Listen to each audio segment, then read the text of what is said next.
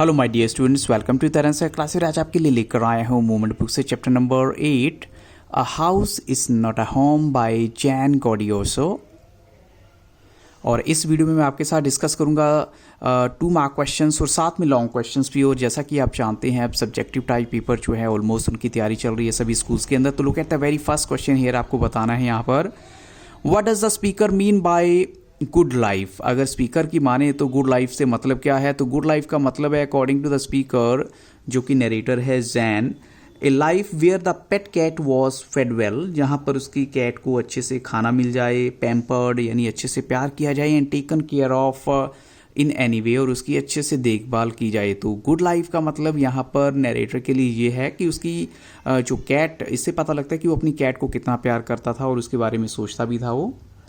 अब चलते हैं क्वेश्चन नंबर 2 के लिए। Regardless I had to go, why does Jan say this, ऐसा क्यों कहता है जैन जो है मुझे जाना है। तो ऑप्शन इनफैक्ट यहाँ पर जो है आंसर है आपके लिए because he had to go without knowing whether his cat was dead और alive and this was a difficult situation, and उसकी जो प्रायोरिटी क्या थी वो थी to ensure his and his mother safety and to start life afresh. अब देखिए उसको ये तो श्योर हो गया था कि शायद उसकी कैट जो है वो नहीं मिल पा रही है, तो कुछ भी मिस हैपनिंग हो चुकी होगी, तो बेटर है कि मैं अब अपनी और अपनी मदर की सेफ्टी के बारे में सोचूं और फिर लाइफ को जो है एक नई तरीके से, फ्रेश तरीके से जो है मैं स्टार्ट दूं। इसलिए वो कहते हैं regardless I had to go. अब चलते हैं क्वेश्चन नंबर 3 के लिए। तो क्वेश्चन नंबर 3 है why did Jain feel awkward and isolated. Awkward और आइसोलेट क्यों फील किया अपने फर्स्ट ईयर जो उनका था हाई स्कूल में।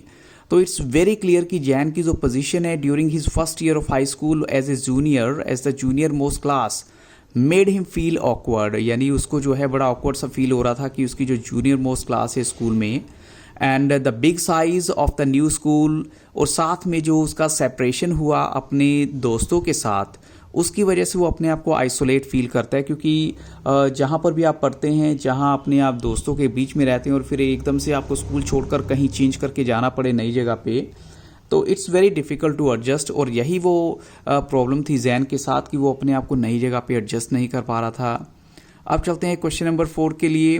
What kind of day it was, ऐसा कैसा दिन था वो, when fire broke out in the author's house, जब ऑथर के घर में आग लगी, and what were the author and his cat doing at the time, और उस वक्त जो है ऑथर और उसकी जो है कैट वो क्या कर रहे थे जब ये आग लगती है घर में।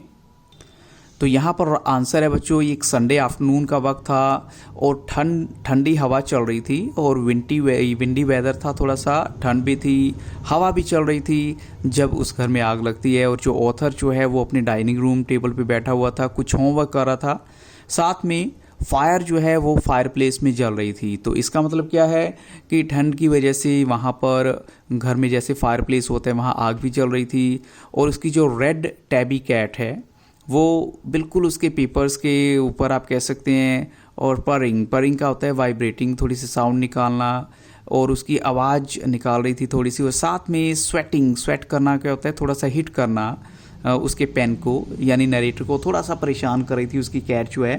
बट इवन वो परेशान नहीं हो रहा था और वो इस टाइम को एंजॉय कर रहा था क्योंकि उसको अपनी कैट से बहुत प्यार था। अब चलते हैं क्वेश्चन नंबर 5 के लिए।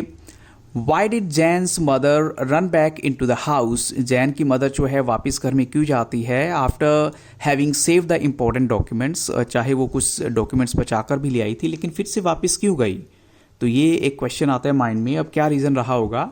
तो जैन की मदर जो है वो वापस से जाती हैं कुछ पिक्चर्स और लेटर्स को बचाने के लिए जो कि उसके फादर के थे, हु हैड डाइड, यानी जिसकी डेथ हो चुकी थी जब जैन जो है बहुत छोटा था।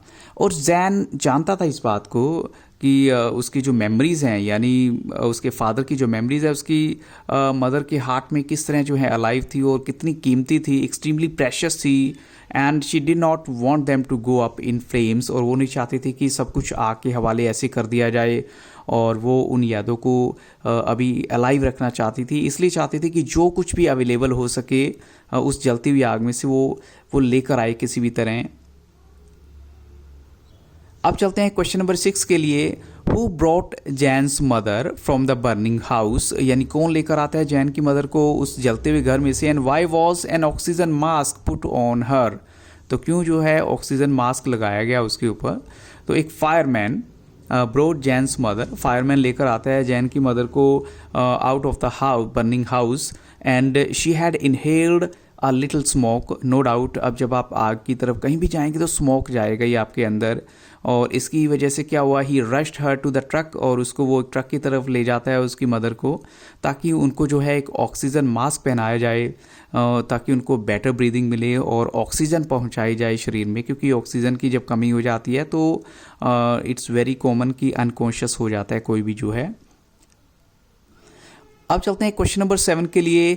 इन what condition does the author go to school after the fire incident, यानी फायर इंसिडेंट के बाद जब ऑथर स्कूल जाता है तो उसकी कंडीशन कैसी थी। इट्स वेरी इंपॉर्टेंट बच्चों, क्योंकि आफ्टर द फायर इंसिडेंट जो ऑथर है वो अपने स्कूल में गया, लेकिन उसने जो ड्रेस पहनी हुई थी वो वही ड्रेस थी जो चर्च में पहन के गया था संडे मॉर्निंग में, और उसने जो शूज़ पहने थे टेनिस शूज़ वो उसने अपनी आंट के बोरो किए थे, और उसके शूज़, क्लोथ्स, बुक्स, होमवर्क या बैकपैक जो है they had been destroyed in the fire, सब कुछ जो है उसका सामान जो भी था वो सब खत्म हो चुका था फायर में, उसके पास कुछ भी जो है नहीं बचा था। तो वो इस सिचुएशन में अपने स्कूल पहुंचता है नेक्स्ट डे। अब चलते हैं क्वेश्चन नंबर 8 के लिए। Why did the author dislike growing up, वो बड़ा क्यों नहीं होना चाहता, ऐसा क्या रीज़न था।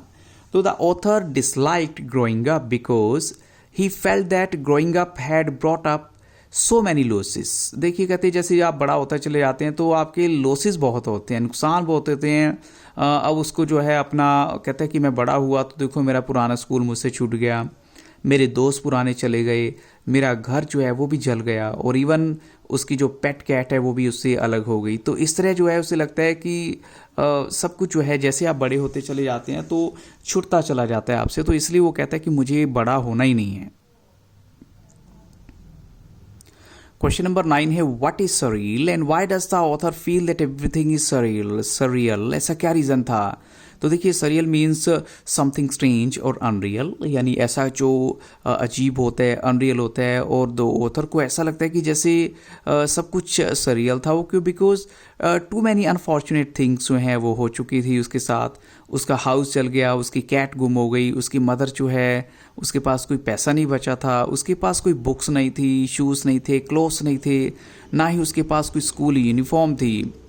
तो उसे क्या लगता है कि उसका जो एक सिक्योर जोन था वो उससे छीन लिया गया था अचानक से, और जो चेंजेस हैं वो इतने ज़्यादा थे कि वो उनको एक्सेप्ट नहीं कर पा रहा था, हैंडल नहीं कर पा रहा था। नेक्स्ट क्वेश्चन है what kind gesture did Jan's schoolmates show to him. अब देखिए क्या जैन के दोस्तों ने किया, स्कूलमेट्स ने किया उसके लिए। तो देखिए जो ऑथर के स्कूलमेट्स हैं उन्होंने उसको स्कूल सप्लाइज जो भी आती हैं, नोटबुक्स हैं, डिफरेंट क्लोथ्स हैं, जीन्स, टॉप्स, स्वेट शर्ट्स, और इवन वो सब चीज़ें जो उसको रिक्वायर थी वो उन्होंने प्रोवाइड करवा दी अपनी पॉकेट मनी से, कुछ ऐसा पैसा इकट्ठा करके। And those who had never spoken, कभी उन्होंने उससे बातचीत नहीं की थी, उन्होंने इंट्रोड्यूस किया अपने आप को, और बहुत सारे दोस्तों ने इनवाइट किया अपने घरों में भी उसे। तो देखिए उसके लिए बहुत बड़ी एक कैसे हैं कि मिस्ट्री सॉल्व हो गई कि जो बच्चे कभी उससे बातचीत नहीं करते थे और उनको वो अपना पाने में थोड़ा सा असफल रहा था, अनसक्सेसफुल रहा था, क्योंकि उसी जो मेमोरीज है पुराने स्कूल से ही जुड़ी हुई थी। लेकिन दोस्तों के, उसके स्कूलमेट्स के इस बिहेवियर के बाद उसकी एटीट्यूड चेंज हो जाती है और सब उसे अच्छे लगने लग जाते हैं। क्वेश्चन 11 है how did Jan get back his beloved cat. उसको अपनी बिलव्ड कैट कैसे वापस मिलती है। तो जो कैट है वो इतना डर गई थी उस फायर से कि काफ़ी दूर तक चली गई थी, ऑलमोस्ट ए माइल अवे।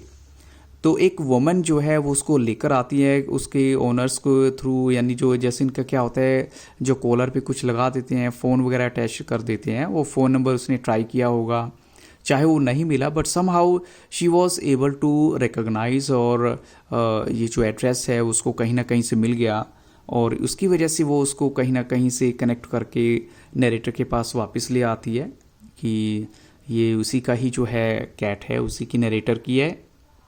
क्वेश्चन 12 है why was it different for Jan to see his house getting rebuilt. अब देखिए उसके लिए थोड़ा सा डिफरेंट क्यों था, अपने हाउस को रिबिल्ट होते दोबारा से बनते हुए देखना है। And how did the fire help him, तो उसके लिए इसलिए डिफरेंट था क्योंकि अब वो अकेला नहीं देख रहा था, लेकिन उसके साथ जो नए फ्रेंड्स थे, 2 दोस्त थे जो उसके स्कूल से आए थे उसके साथ, और जो फायर है उसको हेल्प करती है डाइवर्ट करने में उसका माइंड किस चीज़ से, जैसे वो अपने आप को एक सिक्योर जोन में हमेशा रहना चाहता था, लेकिन अब उसको लगा कि नहीं, अब मुझे जो है नई जगह पे वेंचर करना है, नए दोस्तों के साथ एडजस्ट करना है, और यही कुछ उसको सीखना भी था लाइफ के लिए, आगे बढ़ने के लिए। क्वेश्चन 13 है what actions of the school mates change the author's understanding of life and people and comfort him emotionally. ये बड़ा एक लॉन्ग क्वेश्चन भी है और इम्पॉर्टेंट क्वेश्चन भी है, जैसा कि आपको ऑलरेडी एक शॉर्ट क्वेश्चन मैंने दे दिया है कि कैसे उसके दोस्तों ने उसकी हेल्प की, इनफैक्ट स्कूल मेट्स ने उसकी हेल्प की उसकी सोच को बदलने में। तो देखिए बच्चों यहाँ क्या है, after the loss of all the belongings in the fire, जैसे जैसे जो है फायर में उसका सारा सामान खराब हो जाता है, तो Jain started feeling depressed and embarrassed. वो डिप्रेस भी हो जाता है, थोड़ा एम्बैरेस भी होता है, और इस समय जो है जो फ्रेंडली और हेल्पफुल एक्शंस हैं उसके स्कूलमेट्स का, उन्होंने चेंज की उसकी understanding of life and people, और उसको कंफर्ट किया इमोशनली।